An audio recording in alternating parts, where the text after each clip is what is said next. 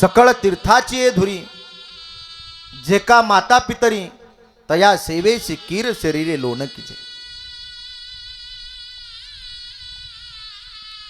ज्याला हात नाही त्याला हाताची किंमत विचारा, ज्याला पाय नाही त्याला पायाची किंमत विचारा, ज्याला डोळा नाही त्याला डोळ्याची किंमत विचारा. आणि ज्याच्या जीवनातील आई गेली आणि ज्याच्या जीवनातील बाप गेला त्याला माय बापाची किंमत विचारा. 7 समुद्राच्या पलीकडे गेलेला सूर्य तुम्हाला पुन्हा पाहायला मिळेल, पण एकदा मातीआड गेलेली माय आणि मातीआड गेलेला बाप पुन्हा दिसणार नाही, नाही मिळणार हो. मायबाप खूप प्रेम करतात. जगामध्ये आपल्यावर प्रेम करणारे अनेक पात्र आहेत, पण निस्वार्थ प्रेम करणारं पात्र आई बापाचं आहे. किती माय प्रेम करते हो. आई म्हणजे मायेचा सागर, समृद्धाची घागर, चैतन्याचा जागर. आई भाजीतलं मीठ, हक्काचं व्यासपीठ. आई दुधावरील साय, वासराची गाय, लंगड्याचा पाय. आई आंधळ्याच्या हातातील काठी आहे. लय प्रेम करते हो माय. आ म्हणजे आत्मा, ई म्हणजे ईश्वर. जिच्यामध्ये ईश्वराचं अस्तित्व असतं ना तिला आई म्हणतात. मायबाप इतकं प्रेम करतात ना लेकरावर, लाभावीनं करतात. आईशी कळवळ्याची जाती आणि करी लाभावीनं प्रीती. माय किती प्रेम करते सांगू. इथं माझ्या बहिणी बसल्यात. प्रत्येक माऊलीला माझा प्रश्न आहे, सवाल आहे. माहेरातला आनंद कुठपर्यंत? जोपर्यंत माहेरामध्ये मायबाप जिवंत आहेत तोपर्यंत माहेरातला आनंद आहे. एकदा का माहेरातले मायबाप गेले का मुलगी राहत नाही आजी. मग मुलगी पाहुणी होते, पाहुणी.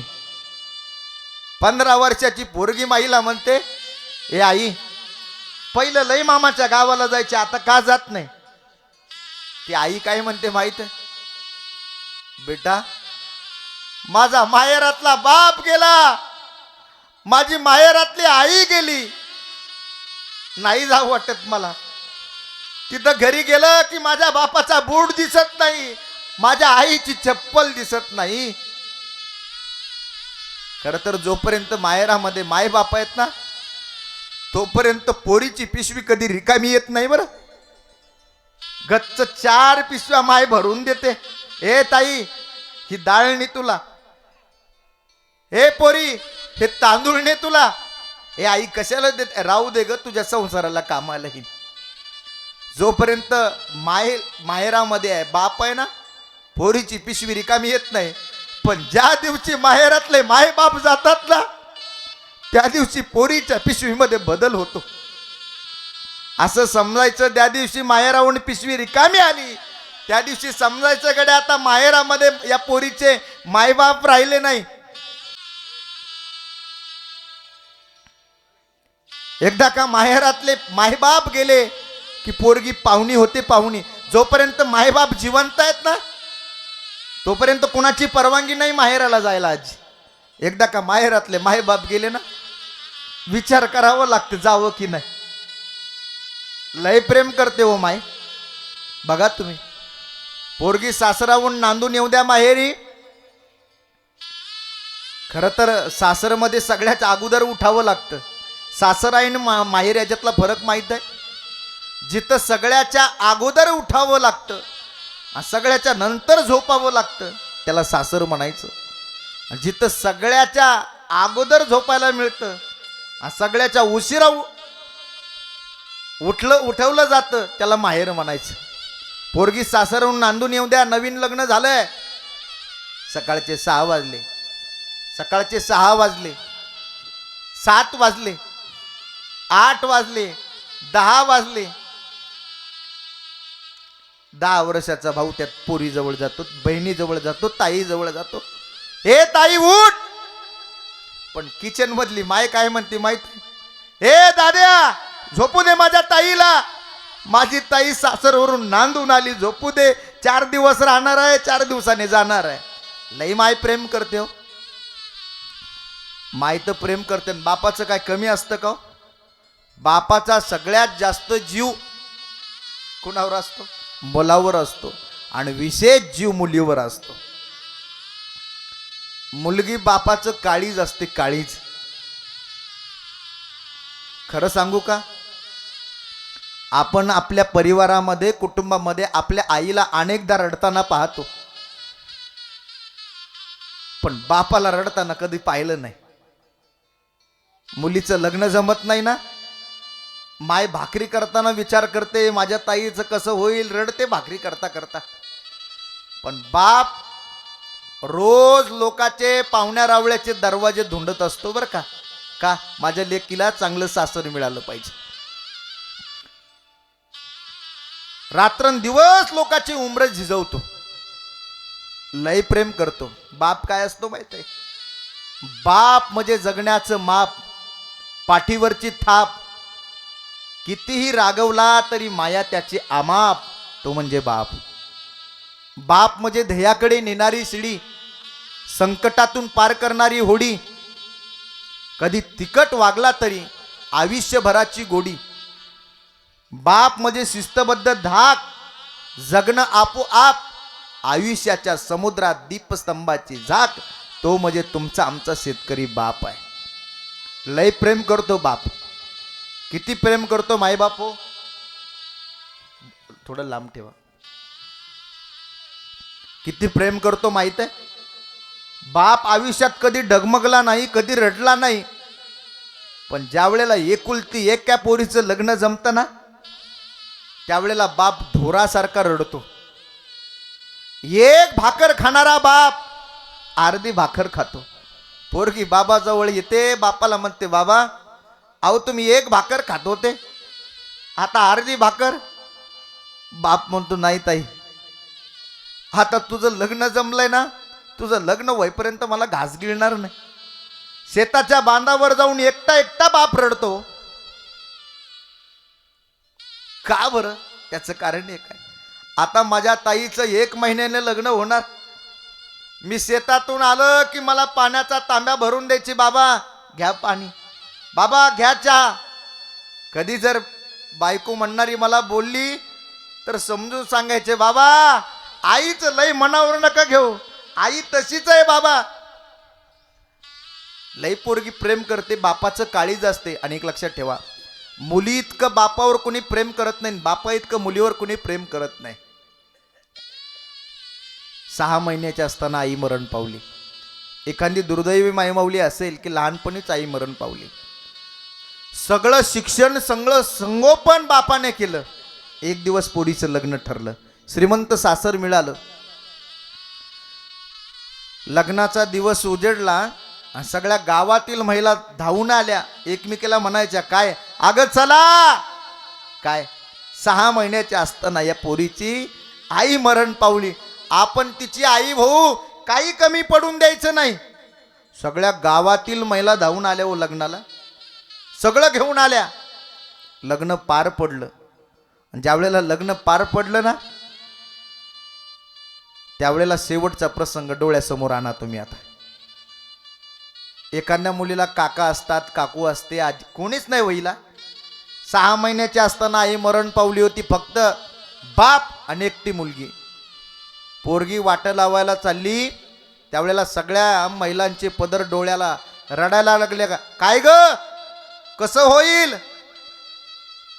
6 महिन्याची असताना आई मरण पावली होती, बापाने संगोपन केलंय.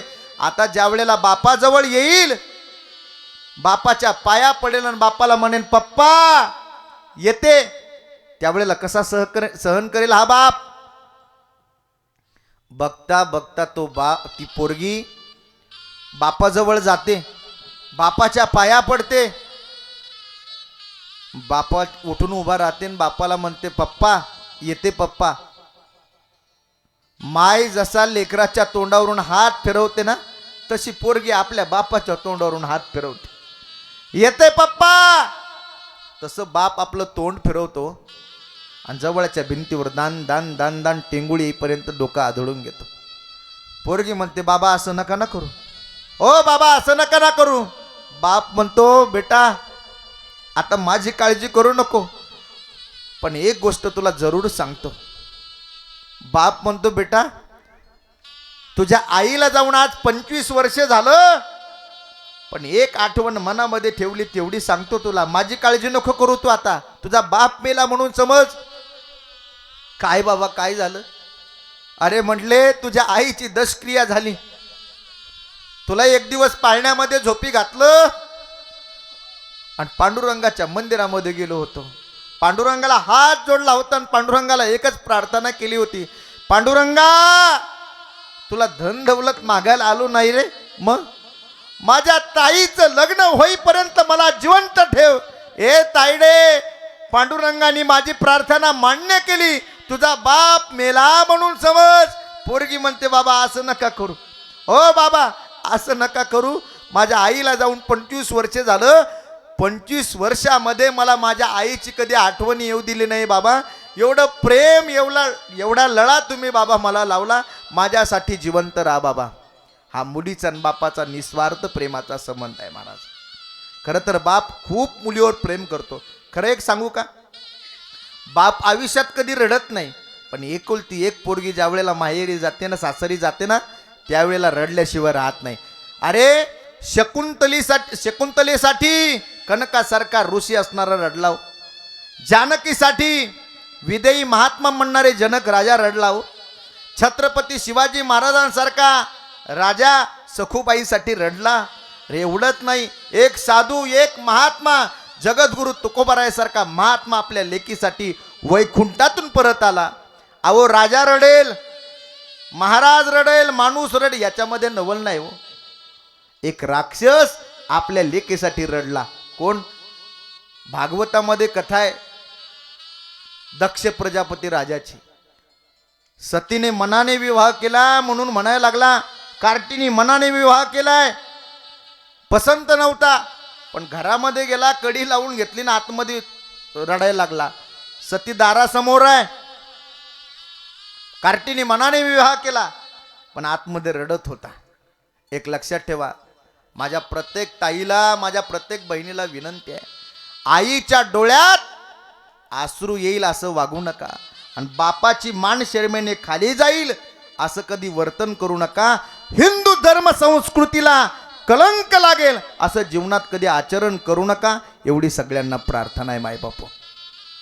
मायबापाने आपल्यासाठी खूप खस्ता खाल्लेले असतात. किती बापाचं प्रेम असतं हो महाराज. बाप कधी रडला नाही, पण त्याचं प्रेम कवीने सांगितलं किती प्रेम आहे. बाप कष्टाचा काबाडी ऊस मळ्यात तोडतो या,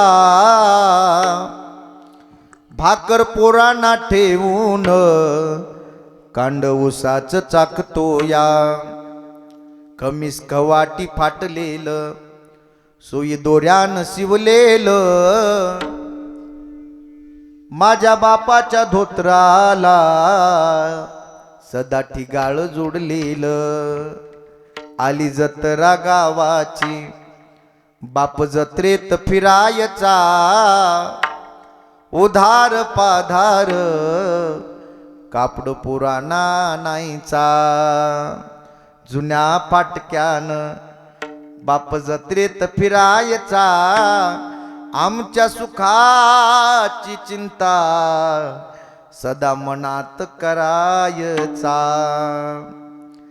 त्याच्या फाटक्या सदऱ्याला कशी ठिगळ जोडलेली, आयुष्याला त्याने कशी कातर लावलेली, मला कसस होत या कुणी बाबा म्हणताना, उरी हुंड का दाटतो या गोष्ट बापाची सांगताना, गोष्ट बापाची सांगताना. लय प्रेम करतो बाप. उरामधी माया त्याच्या काळ्या मेघावानी, दाखविना कधी कुणा डोळ्यातलं पाणी, झिजू झिजू संसाराचा गाडा हाकला, घडी भर तू थांब जरा ऐक त्याची धापर लई अवघड हाय गड्या उमगाया बापर उमगाया बापर. आज या गायकवाड परिवारातील बाप गेलाय. अहो सगळं काही आहे हो, पण आज बाप नाही. ज्या वेळेला एखाद्या व्यक्तीला बापासारखा व्यक्ती जरी दिसला ना, एखादा शर्ट दिसला बापाचा जुना की आठवण येते. आता आई आहे त्या ठिकाणी, एखादी जर भाजी केली ना आवडीची तर आठवण येते महाराज मालकाची. लय प्रेम करतो. खरं तर ज्याचं जळतं ना महाराज त्याला रग लागते, रग लागते. खरं तर एक लक्षात ठेवा, लाखो रुपयाचा तुमचा बंगला असू द्या, लाखो रुपयाचा तुमचा बंगला असू द्या, त्या बंगल्याच्या समोर म्हातारी आई असू द्या, म्हातारा बाप असू द्या, लई शोभा असते त्या बंगल्याला, लई शोभा. या दोघातला एक जरी गेला ना त्या बंगल्याची शोभा कमी होते बरं का, लई कमी होते महाराज.